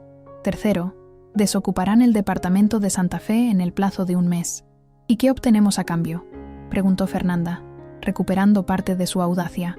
A cambio, respondí con calma, no presentaré cargos penales. A cambio, no destruiré públicamente la reputación de la familia Ruiz Pardo, exponiendo sus fraudes pasados. A cambio, no dejaré a mi nieto sin un padre porque esté en prisión. Vi cómo las palabras impactaban en ambos. La realidad de lo que estaba en juego, de lo que podrían perder. Hay una condición más, añadí, mirando ahora directamente a mi hijo. Si realmente quieres reconciliarte conmigo algún día, si quieres ser parte de mi vida y que yo sea parte de la de mi nieto, deberás demostrar que has cambiado, no con palabras, sino con acciones, trabajando honestamente, ganándote la vida por tus propios medios, sin esperar que otros te mantengan. Miguel levantó la mirada por primera vez, sus ojos llenos de lágrimas. Por un instante, vi al niño que había sido, al hijo que había amado incondicionalmente. ¿Me darías otra oportunidad?, preguntó, su voz apenas audible. Siempre habrá una oportunidad para ti, respondí con sinceridad, pero esta vez tendrás que ganártela.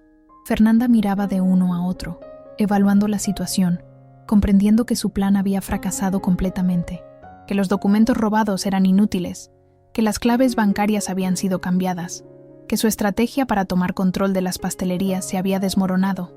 ¿Y qué se supone que hagamos ahora?, preguntó con amargura. ¿Dónde viviremos? ¿De qué viviremos? Eso, respondí con una calma que venía de lo más profundo de mi ser. No es mi problema, Fernanda. Brindaste por la libertad, ¿recuerdas? Ahora la tienes, completa, con todas sus responsabilidades.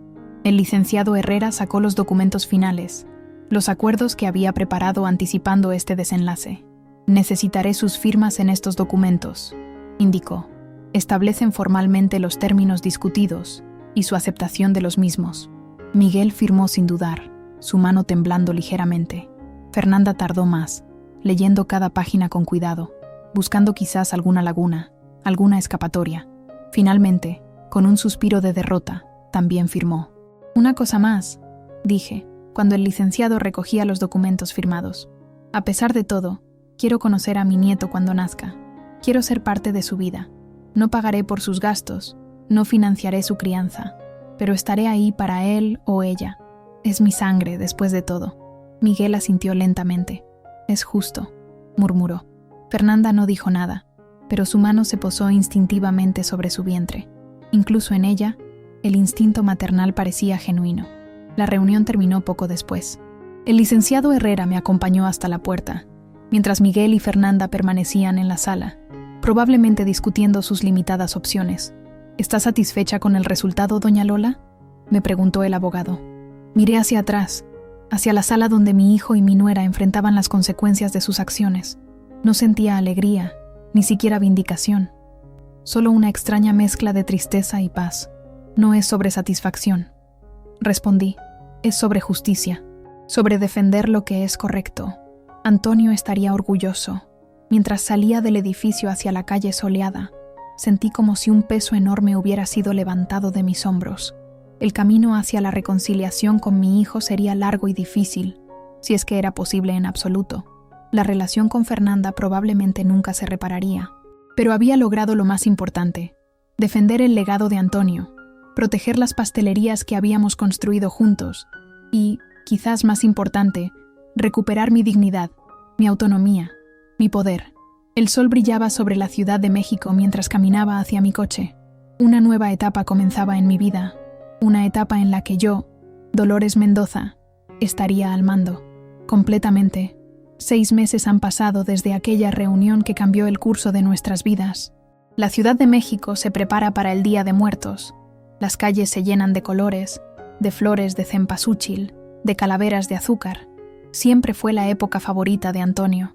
Es cuando recordamos que la muerte no es el final, solía decir, sino parte del ciclo de la vida. Esta mañana, mientras colocaba su fotografía en el altar que he preparado con esmero en el patio de mi casa en Coyoacán, me sorprendí sonriendo en lugar de llorar. Quizás porque ahora entiendo mejor lo que Antonio siempre supo, que su legado va más allá de los bienes materiales, de las pastelerías, incluso más allá de nuestro hijo. Su legado vive en los valores que defendió, en el ejemplo que dio, en el amor que compartimos. Las pastelerías Dulce Hogar están prosperando. Las 2 nuevas sucursales que impulsé como acto de desafío se han convertido en nuestros locales más exitosos. La de Santa Fe, irónicamente ubicada a pocas cuadras del departamento donde vivían Miguel y Fernanda, atrae a una clientela joven, profesionales que aprecian nuestros panes artesanales en medio de tanta comida procesada. Martín, mi gerente más antiguo, se jubiló hace 2 meses. En la fiesta de despedida que organizamos, con todo el personal reunido, me entregó el primer delantal que usó cuando trabajaba con Antonio. Para que nunca olvide de dónde venimos, doña Lola, me dijo con ojos húmedos. Lo tengo enmarcado ahora en mi oficina, junto a la fotografía de Antonio frente a nuestro primer horno. Teresa, la ex empleada doméstica cuyas grabaciones fueron cruciales para desenmascarar a Fernanda, trabaja ahora como supervisora en nuestra panadería central. Resultó tener un talento natural para la administración y un ojo agudo para los detalles. Nunca pensé que a mi edad podría empezar de nuevo, me confesó hace poco. Usted me dio más que un empleo, doña Lola. Me dio dignidad. Y Miguel, mi hijo, mi dolor y mi esperanza, cumplió su palabra, al menos en parte. Encontró trabajo en una empresa de logística, un puesto modesto pero honesto. Alquilaron un pequeño departamento en la colonia Narvarte, nada que ver con el lujo de Santa Fe, pero digno y acogedor. Fernanda tuvo que vender sus bolsos de diseñador, sus joyas, adaptarse a una vida sin los excesos a los que se había acostumbrado. No fue fácil para ella. Lo sé por Miguel, con quien ahora me reúno una vez al mes para un café. Conversaciones incómodas al principio, llenas de silencios y remordimientos, que poco a poco se han ido volviendo más naturales, más honestas. Está aprendiendo, me dijo la última vez, refiriéndose a su esposa, a cocinar, a administrar un presupuesto, a vivir sin lujos. No es feliz, pero está cambiando. El bebé la ha cambiado. Ah, el bebé, mi nieta, Antonia, nació hace 2 meses. Un milagro de cabello negro y ojos curiosos que me robó el corazón en el instante en que la sostuve en mis brazos por primera vez. Fernanda no quería que la visitara en el hospital, pero Miguel insistió. Fue un momento tenso, cargado de emociones contradictorias, pero cuando Fernanda vio cómo miraba a la pequeña, algo cambió en su expresión. Una grieta en esa coraza de resentimiento. «Se parece a ti», me dijo inesperadamente, su voz desprovista por primera vez de ese tono condescendiente que siempre usaba conmigo. «Tiene tu barbilla. No somos amigas, nunca lo seremos, pero la pequeña Antonia ha creado un puente entre nosotras, un terreno neutral donde podemos coexistir sin hostilidad abierta. Por el bien de la niña, por el bien de Miguel, intentamos mantener una relación cordial, aunque distante». No he vuelto a saber nada de Fernando Ruiz, el padre de Fernanda. Según Miguel, regresó a Monterrey después del fracaso de su plan. Inversiones Fénix fue disuelta oficialmente. El dinero desviado retornó a las cuentas de las pastelerías y el capítulo quedó cerrado. Legalmente, al menos. Emocionalmente, ha sido un proceso más complejo. Hubo noches en que la soledad me pesaba, en que dudaba de mis decisiones, en que me preguntaba si había sido demasiado dura, demasiado inflexible. Pero luego recordaba las palabras de Antonio en su carta. Siempre fuiste tú la verdadera fuerza detrás de nuestro éxito, y encontraba el valor para seguir adelante. He aprendido muchas lecciones en estos meses, sobre la fortaleza que no sabía que poseía, sobre el valor de rodearse de personas leales, honestas, sobre la importancia de establecer límites claros, de no permitir que el amor se convierta en una excusa para el abuso o la manipulación. Pero quizás la lección más valiosa ha sido sobre el perdón, no ese perdón fácil, automático, que borra las consecuencias de las acciones, sino el perdón que viene después de la justicia, después de la reparación, el perdón como un acto de liberación personal, no como una absolución para el otro. He perdonado a Miguel, aunque no olvido lo que hizo. Le he dado la oportunidad de reconstruir nuestra relación, de demostrar con acciones que ha entendido sus errores. Y él, para su crédito, está esforzándose genuinamente. Con Fernanda es diferente. No confío en ella. Probablemente nunca lo haré. Pero por el bien de Antonia, por el bien de la paz familiar, he aprendido a coexistir con ella, a aceptar su presencia en mi vida sin permitir que me afecte como antes. Esta mañana, mientras encendía las velas del altar para Antonio, sentí una extraña serenidad, como si finalmente hubiera encontrado mi lugar en el mundo, mi propósito, no solo como madre, como empresaria, como viuda de Antonio, sino como Dolores Mendoza, una mujer completa por derecho propio. El teléfono sonó, interrumpiendo mis pensamientos. Era Miguel. «Mamá», dijo, su voz cargada de una emoción que no pude descifrar de inmediato. «¿Podemos pasar a verte hoy? Hay algo importante que quiero decirte». «Claro, hijo», respondí, intrigada. «Los espero para comer». Pasé la mañana preparando chiles en nogada, el plato favorito de Miguel desde niño. Mientras cocinaba, reflexioné sobre el camino recorrido, sobre las heridas que comenzaban a sanar, sobre el futuro que se abría ante mí. A mediodía, el timbre sonó. Miguel estaba en la puerta, solo, sin Fernanda ni la bebé. Llevaba un traje sencillo pero elegante, y su expresión era solemne, decidida. «¿Dónde están Fernanda y Antonia?», pregunté, sorprendida de verlo solo. «Con su madre», respondió, entrando y mirando alrededor con nostalgia. «Necesitaba hablar contigo a solas primero». Nos sentamos en la sala, ese espacio que había sido testigo de tantas conversaciones difíciles en los últimos meses. Miguel parecía nervioso, sus manos inquietas sobre sus rodillas. «He estado pensando mucho, mamá», comenzó finalmente, «sobre lo que pasó, sobre los errores que cometí, sobre el daño que te causé». «Miguel, ya hemos hablado de esto». «No, déjame terminar», me interrumpió con suavidad. «Esto es importante. He tomado una decisión. Quiero volver a trabajar en las pastelerías». Me quedé sin palabras, completamente sorprendida. Después de todo lo ocurrido, era lo último que esperaba escuchar. «No como ejecutivo», continuó rápidamente, anticipando mi reacción. «No en la administración.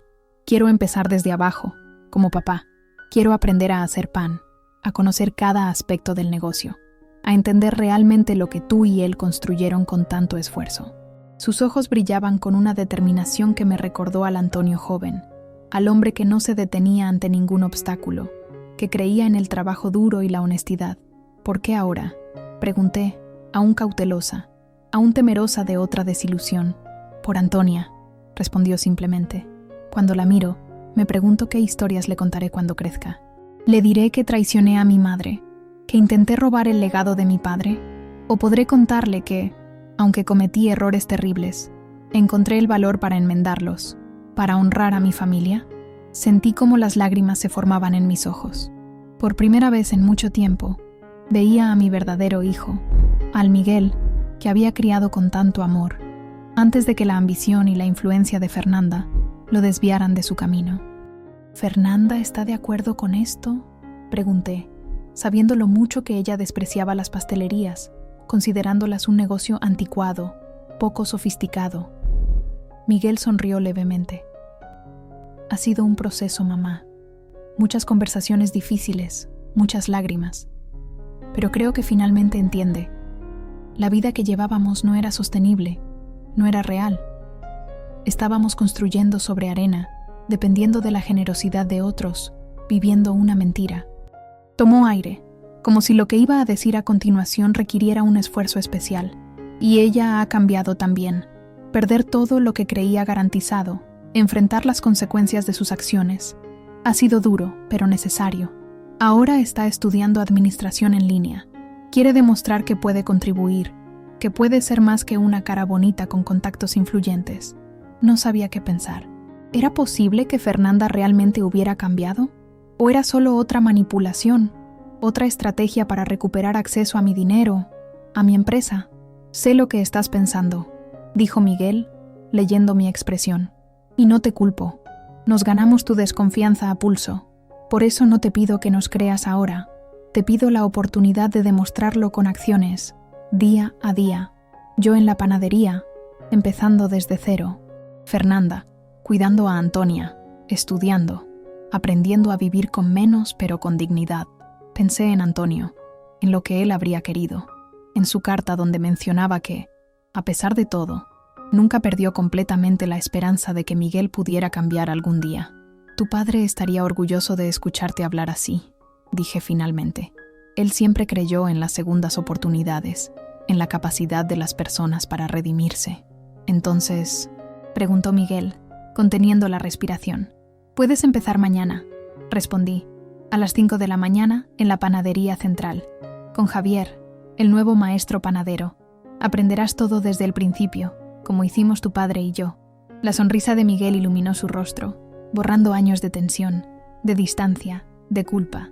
Por un instante, volví a ver al niño que corría por la panadería, que se escondía entre los sacos de harina, que observaba maravillado cómo la masa se transformaba en pan en las manos hábiles de su padre. «Gracias, mamá», dijo, tomando mis manos entre las suyas. «No te defraudaré, no esta vez». «Lo sé», respondí, y por primera vez, realmente lo creía. Comimos juntos, saboreando los chiles en nogada, conversando sobre Antonia, sobre los planes para el futuro.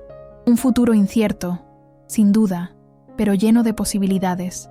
Un futuro en el que, quizás, las heridas podrían sanar completamente, en el que la familia podría reconstruirse sobre bases más sólidas, más honestas. Cuando Miguel se marchó, me quedé sola de nuevo frente al altar de Antonio.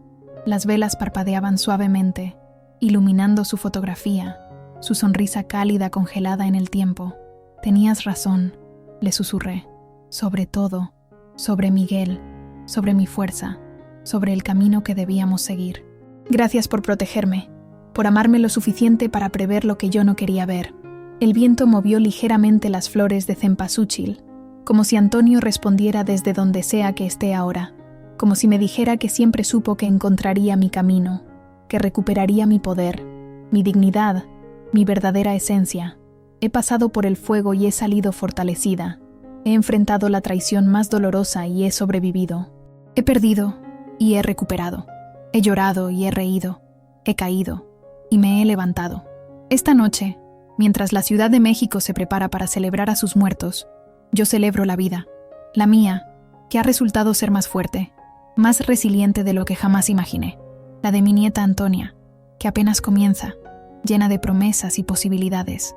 Y sí, incluso la nueva vida que Miguel y Fernanda están intentando construir, imperfecta, frágil, pero genuina en su esfuerzo. En aquella fiesta de cumpleaños, cuando Fernanda brindó por la libertad y yo respondí que ya no pagaría su alquiler, ninguna de las dos sabía realmente lo que estábamos iniciando. Ella pensó que era el principio de su victoria, de mi derrota. Yo creí que era el comienzo de una guerra que solo causaría más dolor. Ambas nos equivocamos. Era el inicio de un viaje hacia la verdad, hacia la justicia, hacia la redención. Un viaje que nos ha transformado a todos, que nos ha obligado a enfrentar nuestros demonios, nuestras debilidades, nuestras mentiras. Esta noche, frente al altar de Antonio, con el aroma de las flores y el pan dulce flotando en el aire, brindo yo también, no por la libertad, que ya he encontrado, no por la victoria, que nunca fue mi objetivo. Brindo por la paz que viene después de la tormenta, después de la lucha, la paz que se construye sobre la verdad, sobre límites claros, sobre relaciones honestas, la paz que finalmente he encontrado dentro de mí misma.